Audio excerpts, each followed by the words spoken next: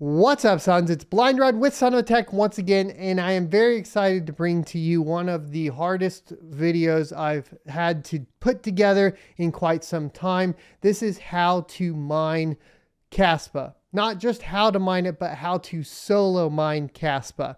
Now, Kaspa is a newer coin on the horizon. There are currently only about 4 pools that support it, and most of the hash rate is already solo mining, but I want to support the network from the perspective of solo mining, so I want to make sure you guys know how to do it. Now, this video goes into very large depths. If you are not familiar with Linux command line, etc., some of it may be confusing, but I tried to baby step through the entire process. So also to accompany it, because we have Linux shell commands or command line entries that you will need to be using, we have an article that is linked down below from my Substack. Now, it's not monetized, but you can, of course, support me on Substack if you wish to, and more guides will be coming out over there. But before we get into it, here's a word from today's sponsor. Today's sponsor is Coastal Crypto. Coastal Crypto can be found at coastalcryptomining.com via the affiliate link down in the description below. They don't want to take up a lot of your time, and neither do I, because I want to get into the video. They are here to help miners find parts. If you're looking for ASICs or even GPUs or any other parts, be sure to check them out. Use promo code SOAT at checkout for 5% off any purchase on the website. All right, so first things first, we're going to have you guys use Vultr for this guide. I'm going to show you how to set up Vultr and secure it for your Kaspa node. Now, this process can be done on a bare metal, meaning just a PC you have running around the house, or on something like a Raspberry Pi, or through some other virtualization server. Maybe you have ESXi, etc. If you have any of those solutions, I think at this point you should know how to install Ubuntu 20.04 on those and then get to the next step. So check the timestamps down below to continue to the node install process. Also down below in the description will be a step-by-step guide on my Substack that you can go check out. And we do have payments enabled on Substack, so if you'd like to tip over there as well, you can do that too. So we're going to go ahead and get into the dashboard for Vultr. And the first thing we're going to want to do is build a Kaspa node or deploy a new instance. We can just come over here to the little plus sign and click the deploy new server. Now for this section, we are going to be selecting the cloud compute option. There are different options down here. High frequency is not needed. High performance not necessarily needed. That means that we could get a little bit cheaper by going to regular performance. And as you can see, it will drop the price down compared to the AMD performance. That means that we're just going to go ahead and do the regular performance. Now for this section, what I would highly recommend doing is selecting the closest server location to your general region. This will reduce your ping times and increase your chances of finding a block. Now, my understanding, of course, is Kaspad. This is not necessary, but we'll get into that in a WTF is Kaspa video. But for now, having a low ping is not going to hurt you, so choose the closest to your location. I'm going to go ahead and do an Atlanta server here today, though. And then we're going to go ahead and scroll down and talk about the options. Our server options, just because I'm most familiar with Ubuntu, I've done a lot of work in Ubuntu, we're going to be utilizing that. We're going to be utilizing 20.04, and that is one of their long-term service bridges, so that'll be pretty much set and good to go. Now we have the option of selecting our server size.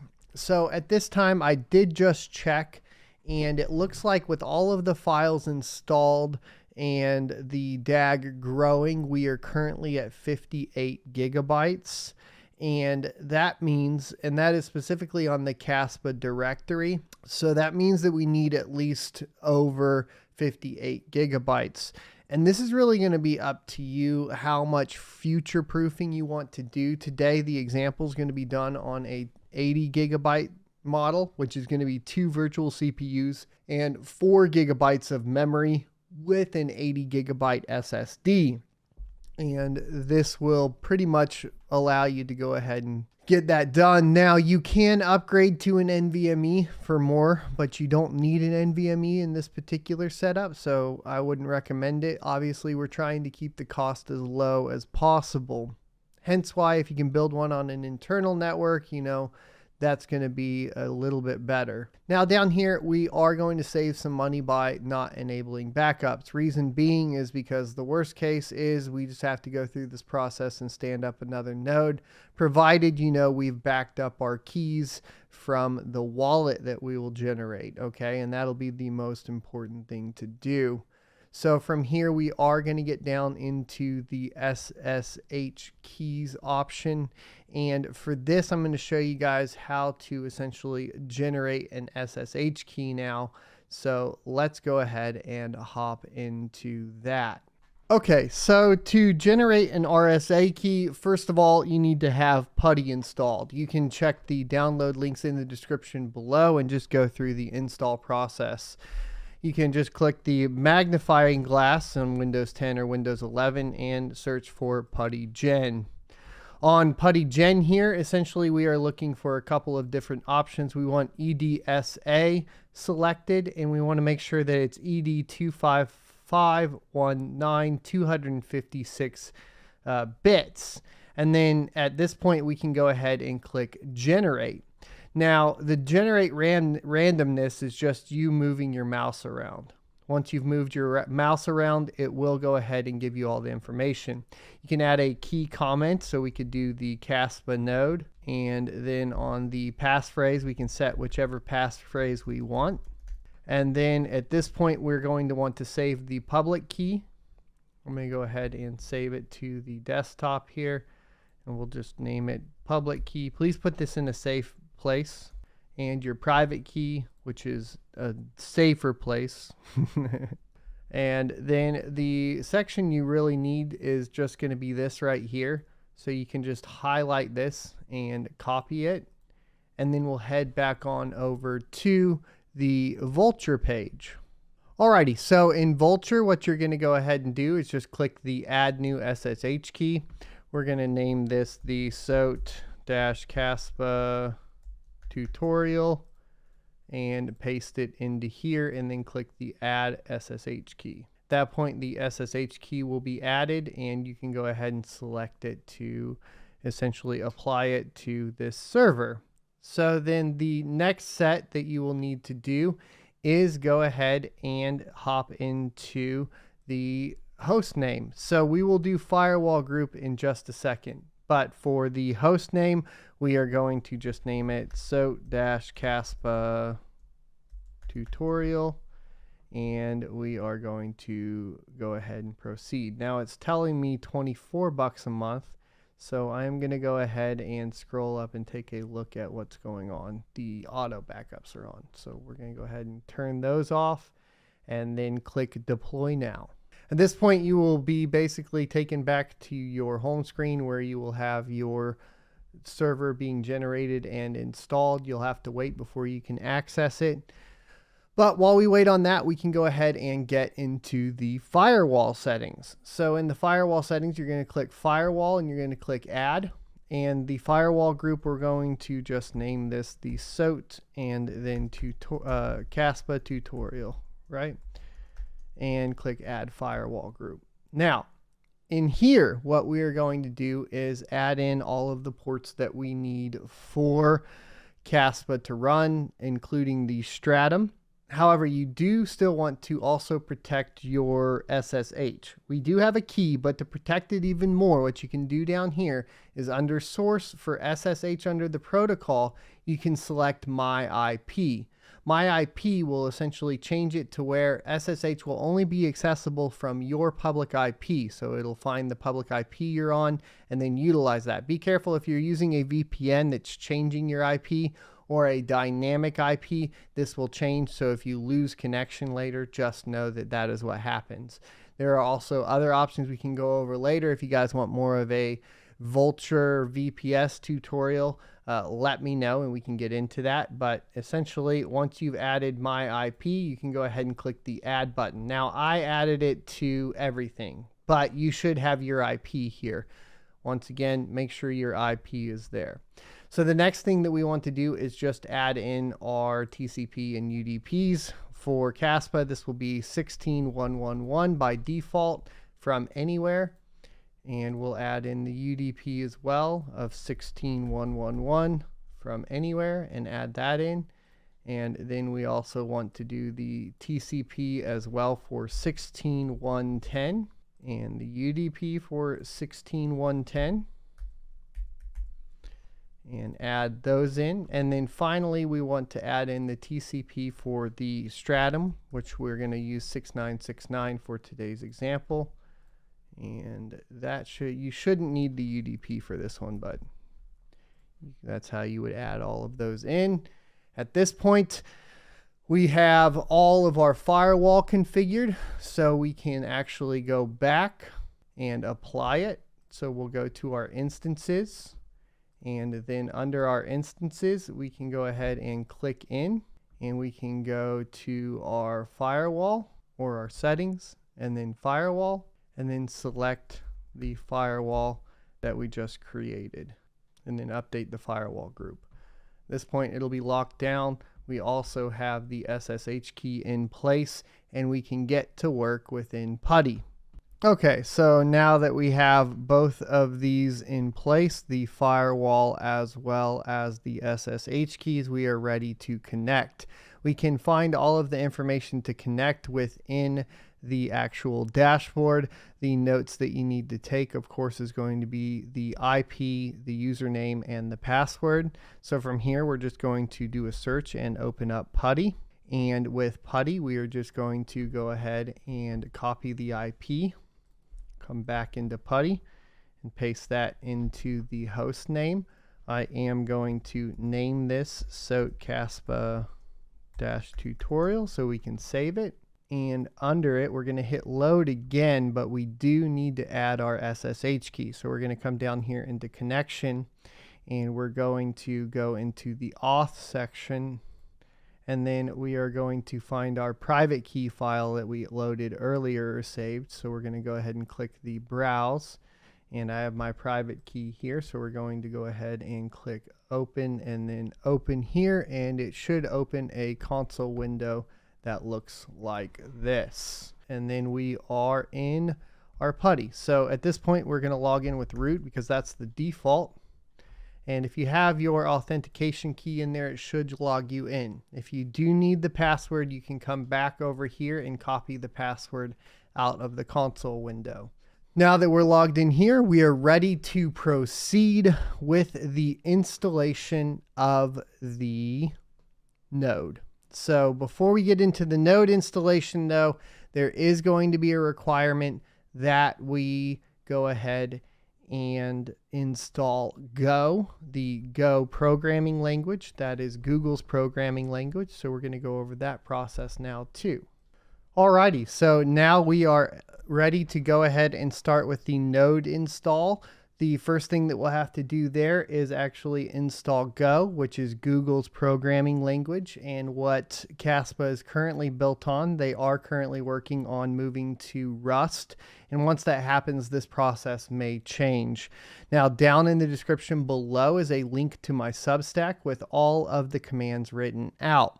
This will be super helpful because you will want to just go ahead and copy those through this step and paste them into the console. You can do this by going to the page and just highlighting the code and then clicking copy and then coming back over to your console for PuTTY and right clicking and it will paste the code.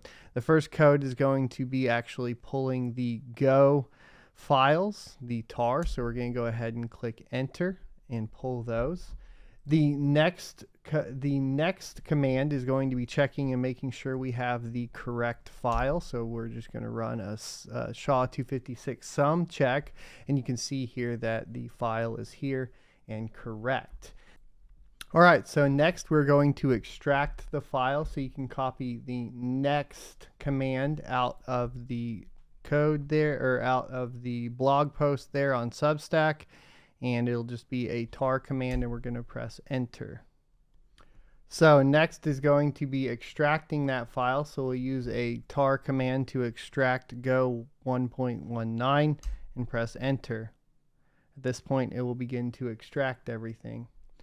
Next, we need to go ahead and edit our profile. So we're going to run a nano command, and that will open up basically a file in a text editor. And at the end of this file, we need to add the following line, which is the export path to path, and that will equal the local go bin. And then we can press the Control X button and press yes, and then enter, and that will save that.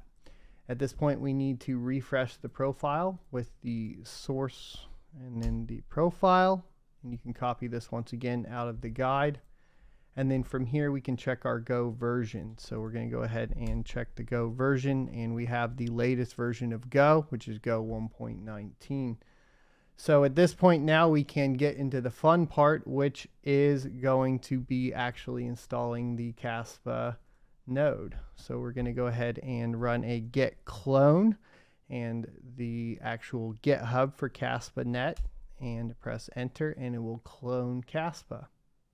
Once this is done, we can do a change directory into Kaspad, and then we can run an LL and make sure that all the files are here. LL is basically a directory command for Linux.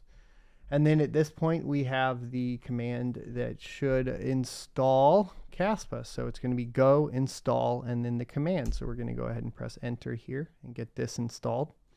And this can take some time, so grab yourself a drink and sit back and relax. Once complete, we should be good to go. We can go ahead and move into a screen. Now we're going to be running a screen so that we can run basically multiple applications.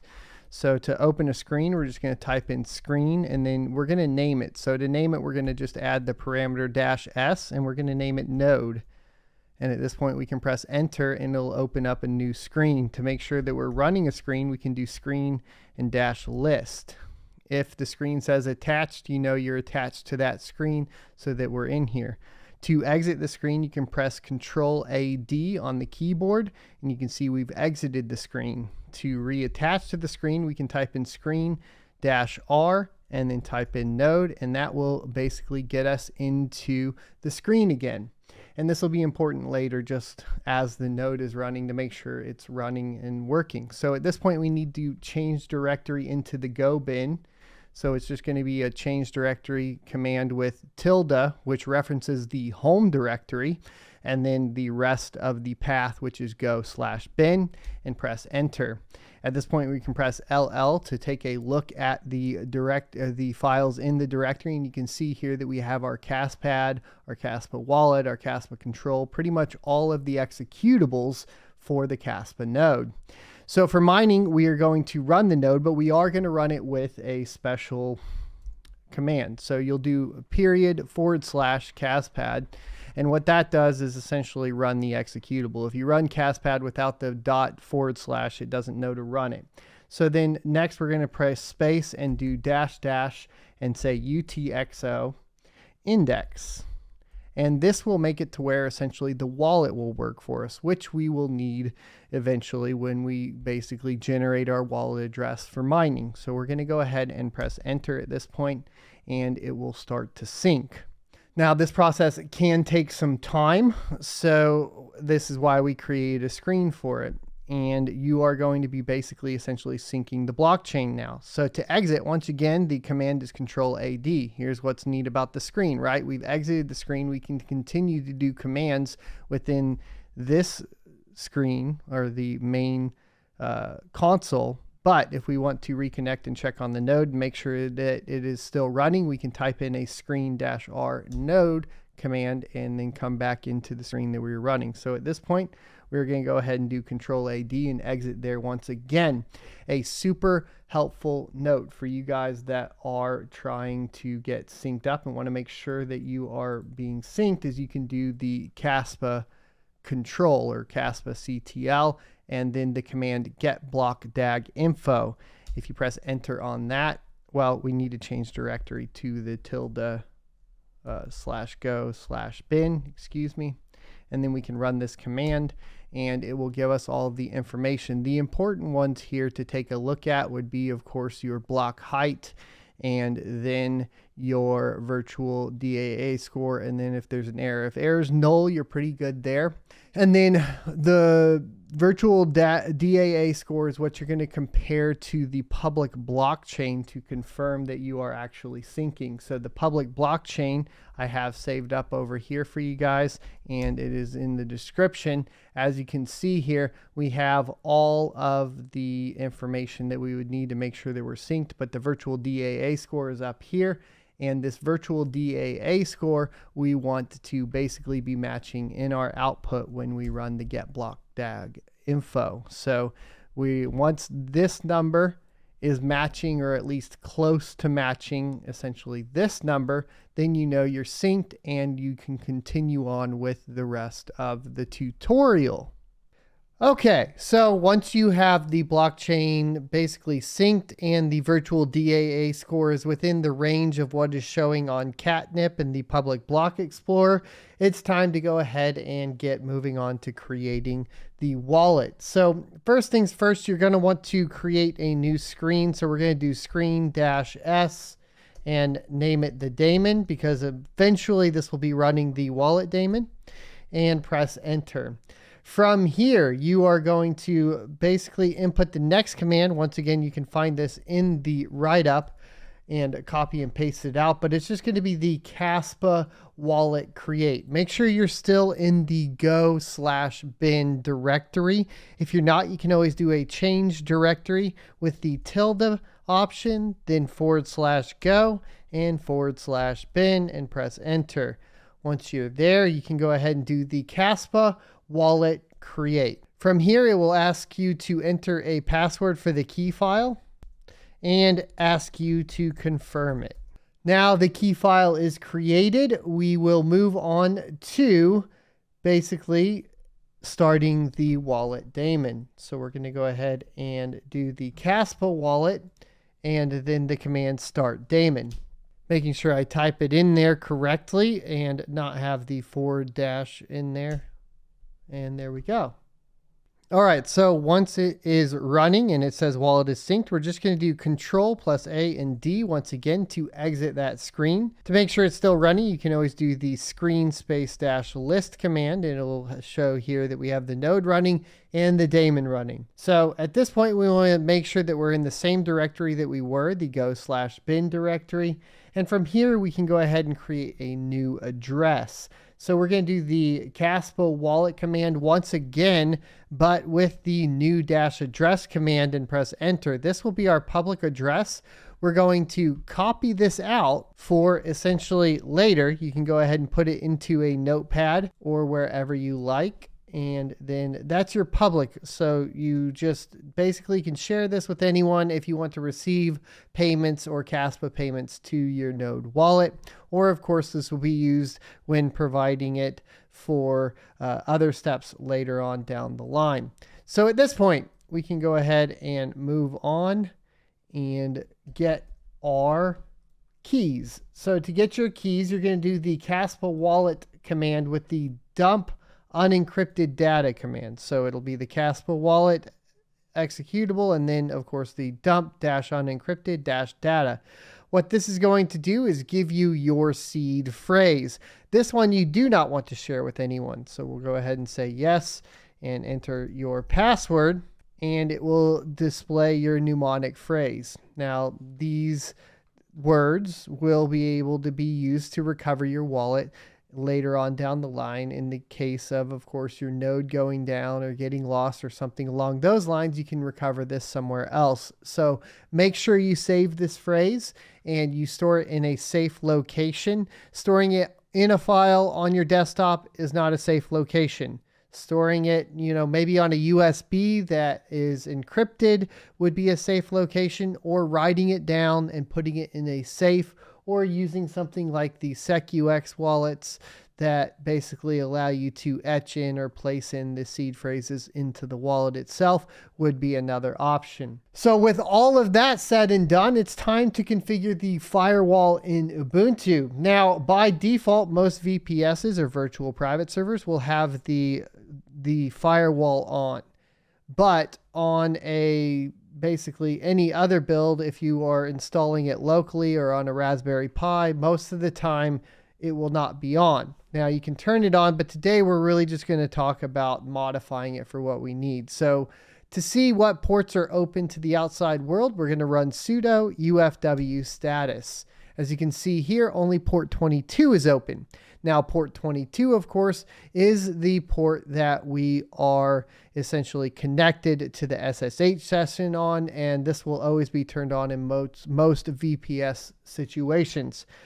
But for the node, we need to open ports 16,111 and 16,110. So to do this, you will run the sudo ufw allow 16,111 and sudo ufw allow 16,110.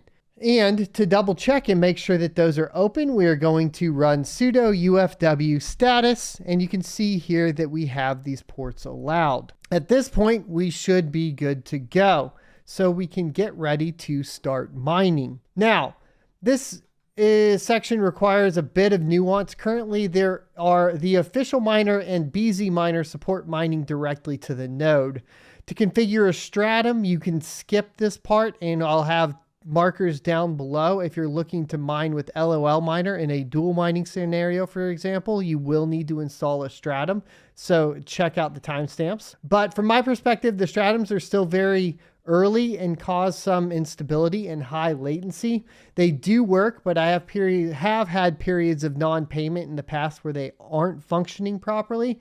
And so for reliability, I'm personally using this method with BZ miner. So all we have to do now is head into HiveOS. Now in HiveOS, we're going to create a new flight sheet. So for that flight sheet, we're just going to go ahead and we'll go back here and hit our flight sheets, and we're going to select the coin Kaspa, and you can add a wallet with the Kaspa address that we recorded down earlier and place that into the address line. We'll just name this Cas Tutorial wallet because now you guys have the private keys for it, and click create. The pool that you will select will say configure in miner, and the miner will be BZ miner. Now we're going to click the setup miner config button. We're going to select the algorithm as Kaspa, and for the worker template and the wallet template, they're not needed. It's going to work either way because essentially all you're going to be doing is mining to the node. Once the node determines that you've won a block, it's going to pay it out to your node wallet regardless. So this really isn't necessary at the end of the day. So the pool URL is going to be node plus TCP and then : / It'll be the IP of the server. Remember, you can always go back to your dashboard and click copy in Vultr, and we will paste it here. Now, finally, you'll do another colon, and you will put in the port, which will be 16,110. So from here, we can go ahead and correct this because of this auto problem here, but doesn't really matter. And we're going to go ahead and click apply. And I'm going to just name this Kaspa Tutorial and create flight sheet. Now we can go back to our farm and open up our farm and select one of our rigs here.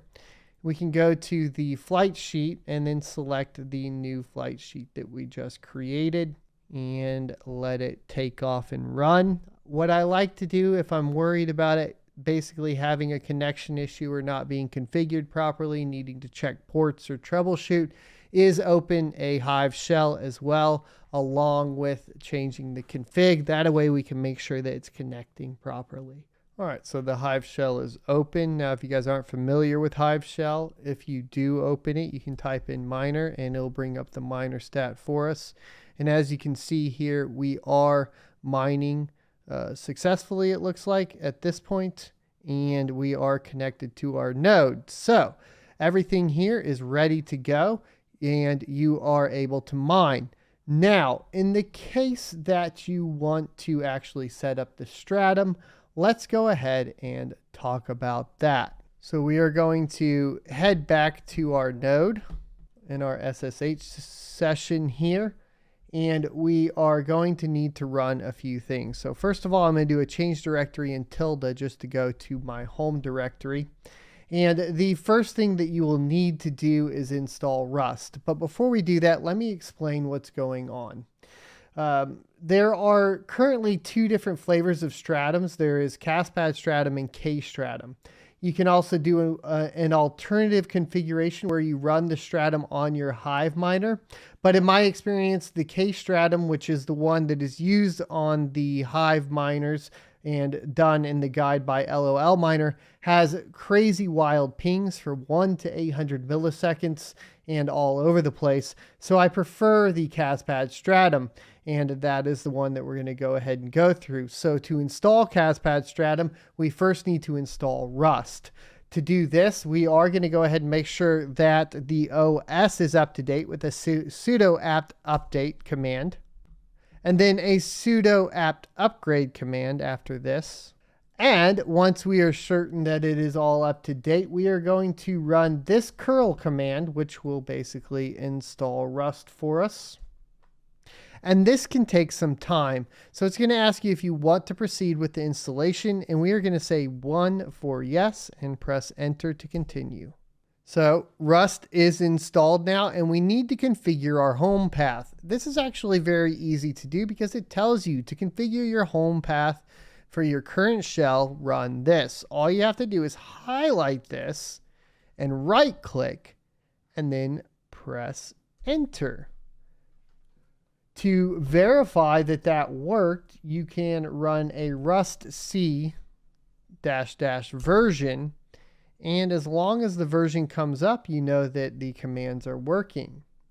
So from here, we need to get the Stratum software. So we're going to clone that from the Kaspad Stratum GitHub with this git clone command and press enter. Once it's cloned, we're going to change directory into that directory, which is Kaspad-Stratum. And we are going to run the cargo build release command. If this command fails, you know that you did not set your path right or did not install Rust properly, and you need to go through that process again.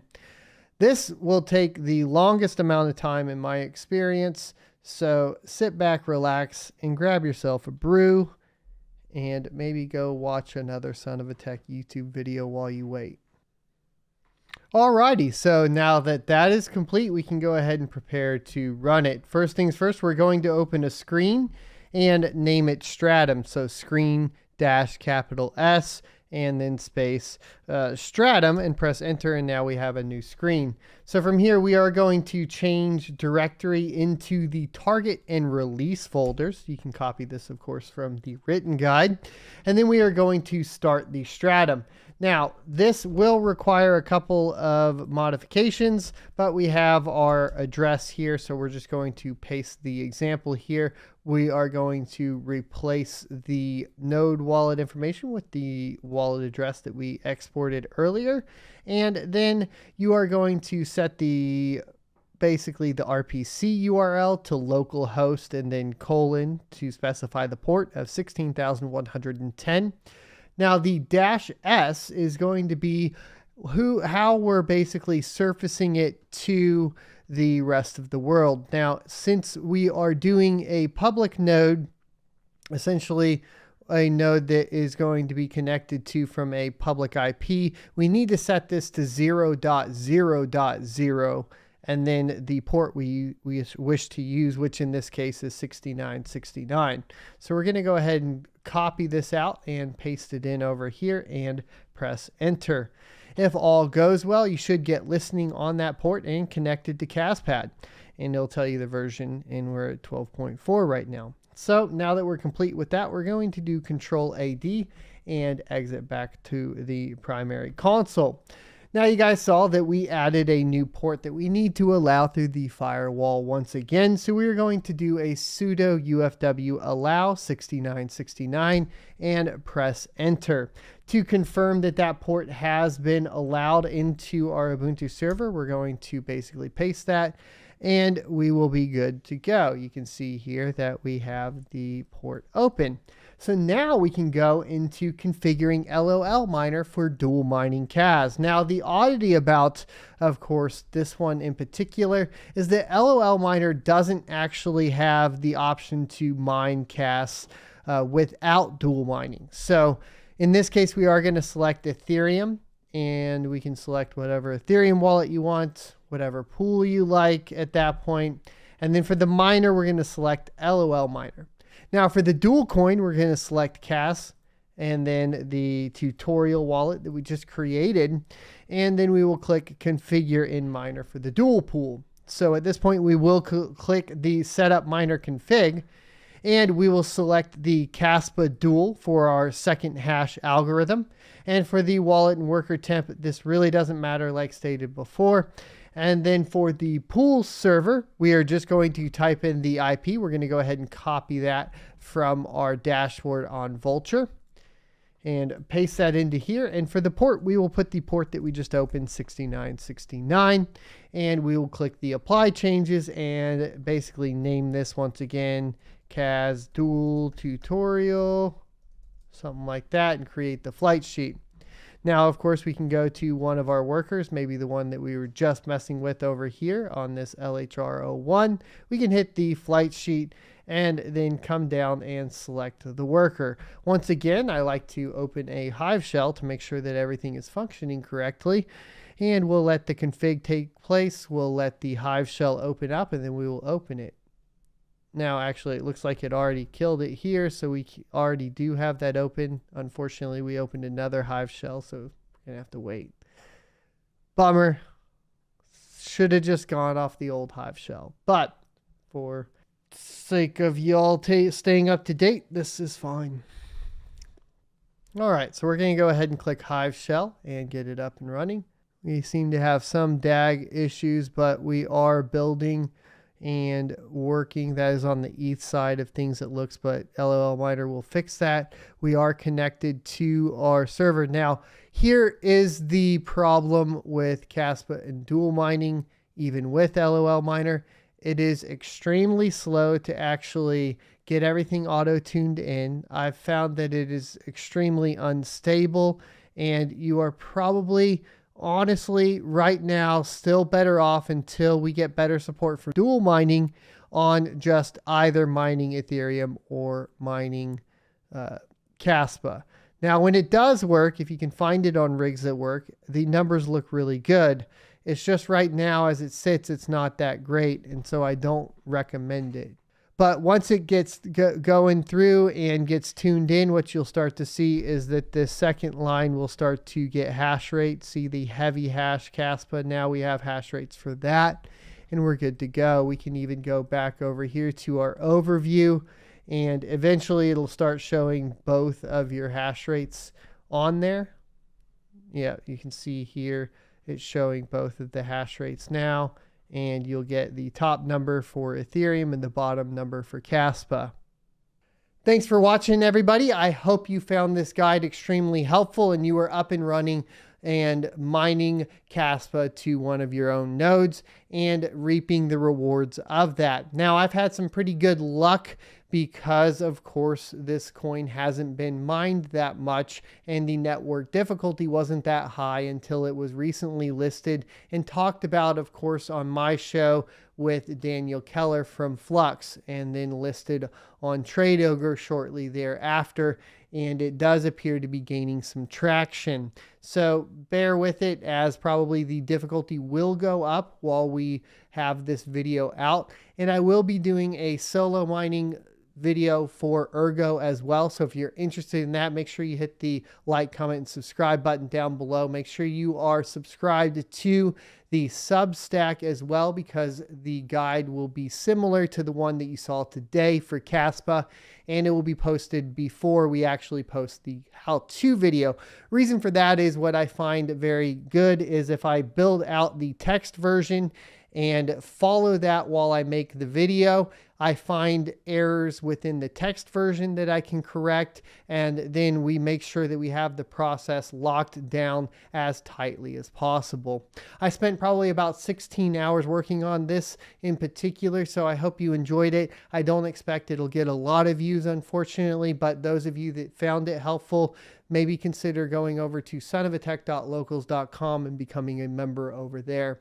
Thanks, and I'll see you next Tuesday.